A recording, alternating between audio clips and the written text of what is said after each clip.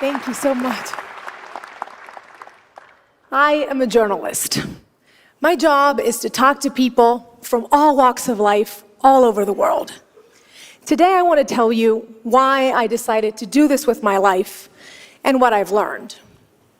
My story begins in Caracas, Venezuela, in South America, where I grew up. A place that to me was and always will be filled with magic and wonder. From a very young age, my parents wanted me to have a wider view of the world. I remember one time when I was around 7 years old, my dad came up to me and said, "Mariana, I'm going to send you and your little sister, who was 6 at the time, to a place where nobody speaks Spanish. I want you to experience different cultures." He went on and on about the benefits of spending an entire summer in this summer camp in the United States, stressing a little phrase that I didn't pay too much attention to at the time: you never know what the future holds. Meanwhile, in my 7-year-old mind, I was thinking we were going to get to summer camp in Miami. Maybe it was going to be even better, and we were going to go a little further north to Orlando, where Mickey Mouse lived. I got really excited. My dad, however, had a slightly different plan. From Caracas, he sent us to Brainerd, Minnesota. Mickey Mouse was not up there. And with no cell phone, no Snapchat or Instagram, I couldn't look up any information. We get there, and one of the first things I noticed was that the other kids' hair was several shades of blonde, and most of them had blue eyes. Meanwhile, this is what we looked like. The first night, the camp director gathered everyone around the campfire and said, "Kids, we have a very international camp this year. The Atencios are here from Venezuela." The other kids looked at us as if we were from another planet. They would ask us things like, "Do you know what a hamburger is?" Or, "Do you go to school in a donkey or a canoe?" I would try to answer in my broken English, and they would just laugh. And I know they were not trying to be mean. They were just trying to understand who we were and make a correlation with the world they knew. We could either be like them or like characters out of a book filled with adventures like Aladdin or The Jungle Book. We certainly didn't look like them. We didn't speak their language. We were different. And when you're 7 years old, that hurts. But I had my little sister to take care of, and she cried every day at summer camp. So I decided to put on a brave face and embrace everything I could about the American way of life. We later did what we called the summer camp experiment for 8 years in different cities that many Americans haven't even heard of. What I remember most about these moments was when I finally clicked with someone. Making a friend was a special reward. Everybody wants to feel valued and accepted, and we think it should happen spontaneously, but it doesn't. When you're different, you have to work at belonging. You have to be either really helpful, smart, funny, anything to be cool for the crowd you want to hang out with. Later on, when I was in high school, my dad expanded on his summer plan, and from Caracas, he sent me to Wallingford, Connecticut for senior year of high school. This time, I remember daydreaming on the plane about the American high school experience with a locker. It was going to be perfect, just like in my favorite TV show, Saved by the Bell. I get there, and they tell me that my assigned roommate is eagerly waiting. I open the door, and there she was, sitting on the bed with a headscarf. Her name was Fatima, and she was Muslim from Bahrain, and she was not what I expected. She probably sensed my disappointment when I looked at her because I didn't do too much to hide it. See, as a teenager, I wanted to fit in even more. I wanted to be popular and maybe have a boyfriend for prom. And I felt that Fatima just got in the way with her shyness and her strict dress code. I didn't realize that I was making her feel like the kids at summer camp made me feel. This was the high school equivalent of asking her, "Do you know what a hamburger is?" I was consumed by my own selfishness and unable to put myself in her shoes. I have to be honest with you. We only lasted a couple of months together because she was later sent to live with a counselor instead of other students. And I remember thinking, she'll be okay. She's just different. You see, when we label someone as different, it dehumanizes them in a way. They become the other. They're not worthy of our time, not our problem, and in fact, they, the other, are probably the cause of our problems. So how do we recognize our blind spots? It begins by understanding what makes you different, by embracing those traits. Only then can you begin to appreciate what makes others special. And I remember when this hit me, it was a couple of months after that. I had found that boyfriend for prom and made a group of friends and practically forgotten about Fatima until everybody signed on to participate in this talent show for charity. You needed to offer a talent for auction. And it seemed like everybody had something special to offer. Some kids were going to play the violin, others were going to recite a theater monologue. And I remember thinking, we don't practice talents like these back home. But I was determined to find something of value. So the day of the talent show comes, and I get up on stage with my little boombox, I put it on the side, and I press play, and a song by my favorite emerging artist, Shakira, comes up. And I go, whenever, wherever, we're meant to be together. And I said, my name is Mariana, and I'm gonna auction a dance class. And it seemed like the whole school raised their hand to bid. My dance class really stood out from like the 10th violin class offered that day. And going back to my dorm room, I didn't feel different. I felt really special.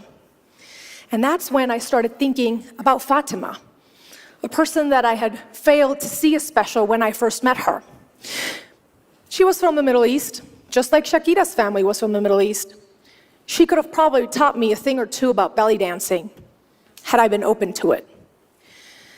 Now, I want you all to take that sticker that was given to you at the beginning of our session today, where you wrote down what makes you special, and I want you to look at it. If you're watching at home, take a piece of paper and write down what makes you different. You may feel guarded when you look at it, maybe even a little ashamed, maybe even proud. But you need to begin to embrace it. Remember, it is the first step in appreciating what makes others special. When I went back home to Venezuela, I began to understand how these experiences were changing me. Being able to speak different languages, to navigate all these different people and places, it gave me a unique sensibility. I was finally beginning to understand the importance of putting myself in other people's shoes. And that is a big part of the reason why I decided to become a journalist. Especially being from a part of the world that is often labeled the backyard, the illegal aliens, third world, the others. I wanted to do something to change that. That was right around the time, however, when the Venezuelan government shut down the biggest television station in our country. Censorship was growing, and my dad came up to me once again and said, "How are you going to be a journalist here? You have to leave." And that's when it hit me. That's what he had been preparing me for. That is what the future held for me. So in 2008, I packed my bags and I came to the United States without a return ticket this time. I was painfully aware that at 24 years old, I was becoming a refugee of sorts, an immigrant, the other, once again, and now for good. I was able to come on a scholarship to study journalism.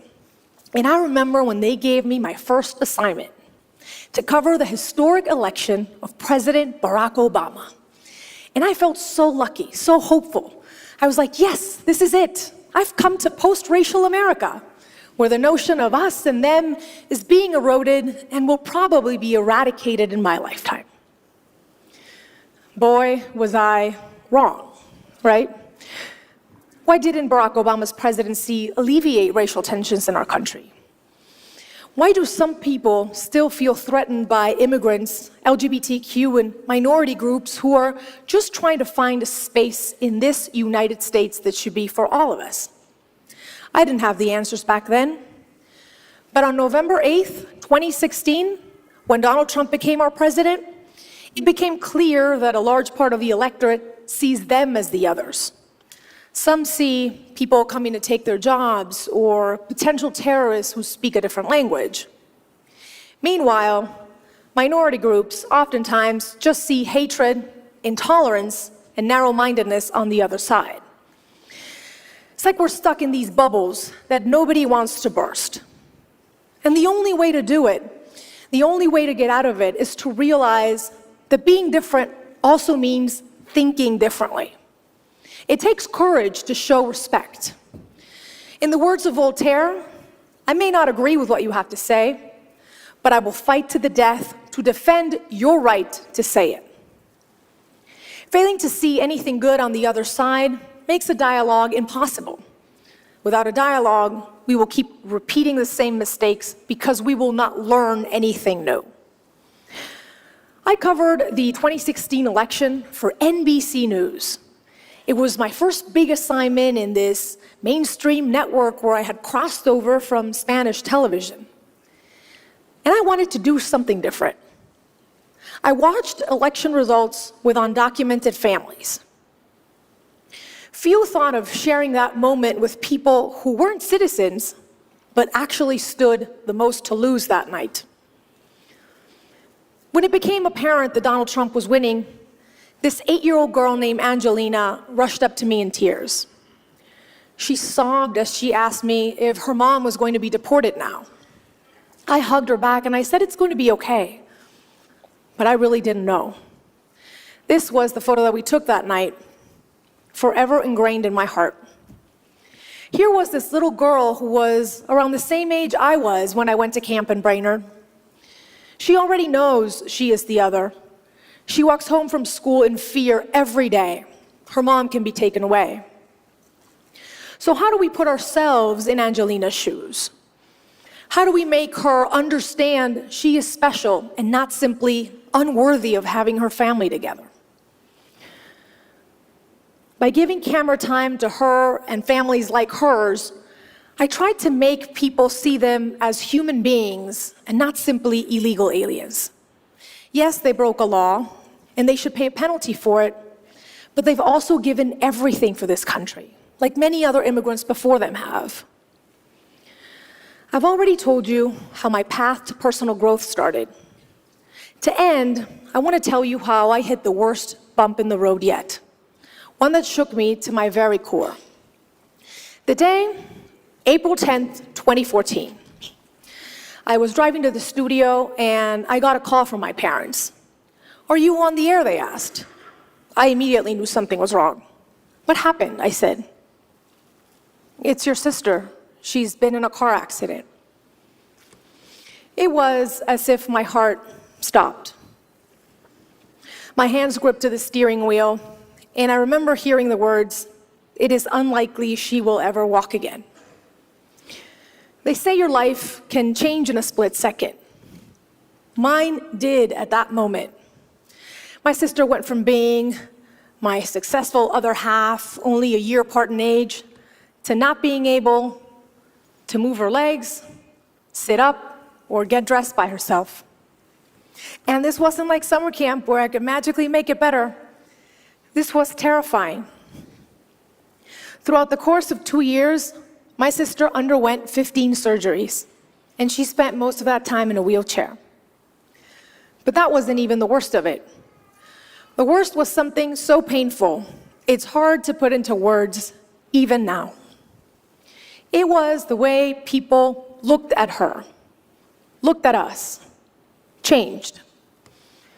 People were unable to see a successful lawyer or a millennial with a sharp wit and a kind heart. Everywhere we went, I realized that people just saw a poor girl in a wheelchair. They were unable to see anything beyond that. After fighting like a warrior, I can thankfully tell you that today my sister is walking and has recovered beyond anyone's expectations. Thank you. But during that traumatic ordeal, I learned there are differences that simply suck, and it's hard to find positive in them. My sister's not better off because of what happened. But she taught me you can't let those differences define you. Being able to reimagine yourself beyond what other people see, that is the toughest task of all, but it's also the most beautiful. You see, we all come to this world in a body. People with physical or neurological difficulties, environmentally impacted communities, immigrants, boys, girls, boys who want to dress as girls, girls with veils, women who've been sexually assaulted, athletes who bend their knee as a sign of protest, black, white, Asian, Native American, my sister, you or me. We all want what everyone wants, to dream and to achieve. But sometimes society tells us, and we tell ourselves, we don't fit the mold. Well, if you look at my story, from being born somewhere different, to belly dancing in high school, to telling stories you wouldn't normally see on TV, what makes me different is what has made me stand out and be successful. I have traveled the world and talked to people from all walks of life. And you know what I've learned?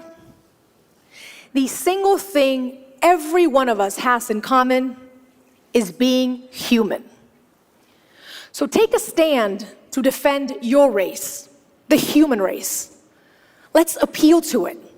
Let's be humanists before and after everything else.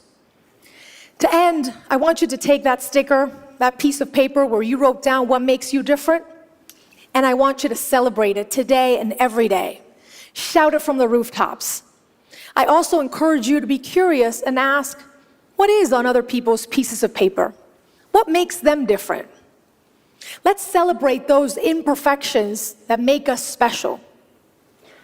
I hope that it teaches you that nobody has a claim on the word normal. We are all different. We are all quirky and unique, and that is what makes us wonderfully human. Thank you so much.